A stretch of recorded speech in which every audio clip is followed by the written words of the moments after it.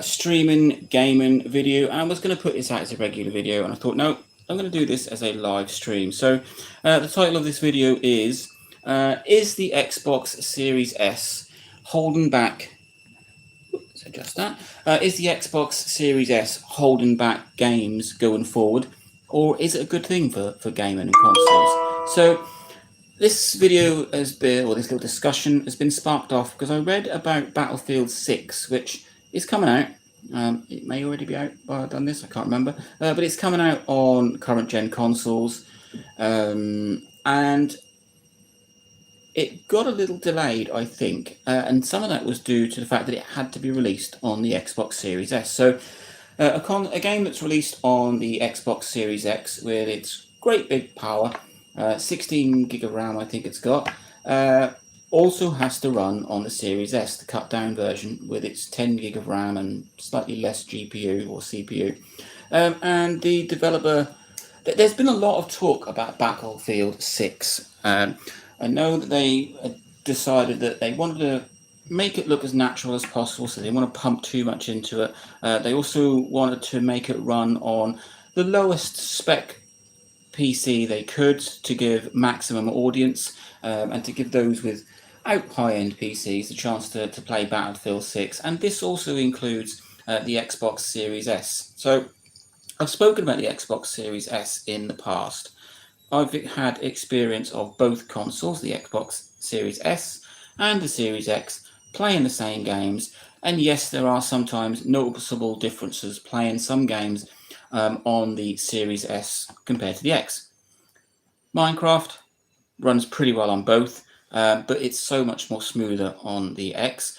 Teardown, I have managed to pretty much bring a Series S down to nothing playing Teardown, whereas the Series X plays it without any issues.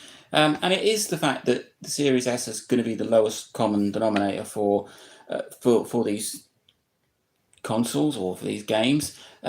Even most modern PCs these days are more powerful than a Series S. So when they were talking about developing Battlefield 6, I do remember reading that they were having issues with it crashing on the Series S. They had to go back and retweak it. And if they retweak it for the Series S, that kind of has a knock-on effect for more powerful machines. It means if it can run on the S and your machine is more powerful than the S, then you're not going to have any issues running it. And I think in some ways that is a good thing. It means it's got lower PC specs for a start. I don't know. It's good and it's bad. I've said this before. If it runs on the S, it's going to run fantastic on the X. So if you're a Series X owner, you know your games are going to run superb because they've got to cater for its little brother. But then if it's got to run on the S, is that holding back the X? Is that holding back PC gaming or releasing this game on other platforms? I think we might fall into the same kind of situation with the Switch 2. They're going to release these games and then it's going to be released on the Switch 2. And the Switch 2 isn't a powerful console. It might be the new version of the Switch. The Switch wasn't very powerful. And you always get kind of cut down versions. So is the Series S, this is a console that was quite underpowered when it came out. Not underpowered, but less powerful. And we are now at least 5 years into that, I think. So we've had the Series S for 5 years. It's been chasing the tail of the Series X for 5 years. There are still games that, because it's a current platform, it has to be released for, and Battlefield 6 is one of them.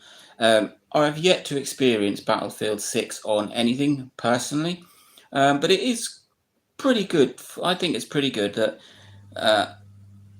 well, for a start, developers could say, I'm not releasing it on the Xbox platform. I can't be bothered to run it on an S when we've got this high-end console. I'm just going to stick it on a PlayStation.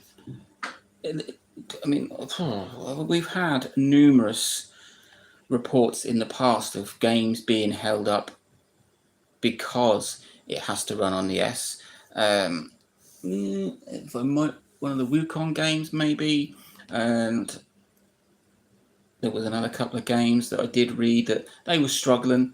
So you could say they were struggling, or you could just say that it required a bit of a proactive development, I suppose. Developers can get a bit lazy at times, I suppose. I'm not calling any of these developers lazy, but if they've just got one pretty much sort of architecture and spec to cater for, the PS5 and the Series X are on par roughly with power, and then you've got this Series S below, which isn't. It's the Series S isn't as hugely underpowered to the X, otherwise that would be ridiculous. But it does have a less RAM, so they can't build machines that are going to require 12, 13 gig of RAM, and then it won't run on S. That's not how it works.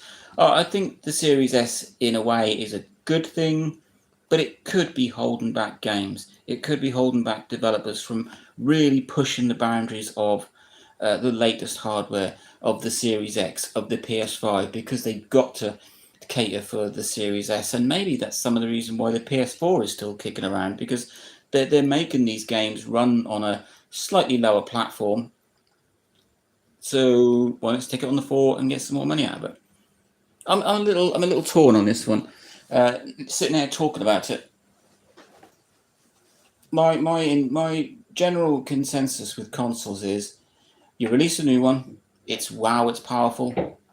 Stop making games for the previous one. Really push the hardware in the latest console, and show off what it can do. It's a few years down the line. It takes a little while to really push these hardware, but let's do it. But when you've got a little straggler, a little baby brother of the Xbox world, like the Series S, holding it back, you can't go out to the park because you've got to take your brother with you.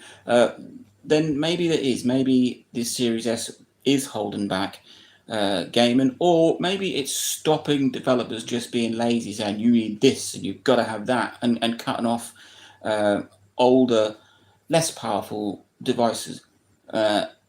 Like Battlefield 6, the developers wanted it to run on as lowest hardware as possible without sacrificing graphics, and whether that's PC or Series S, I think they're going to achieve it.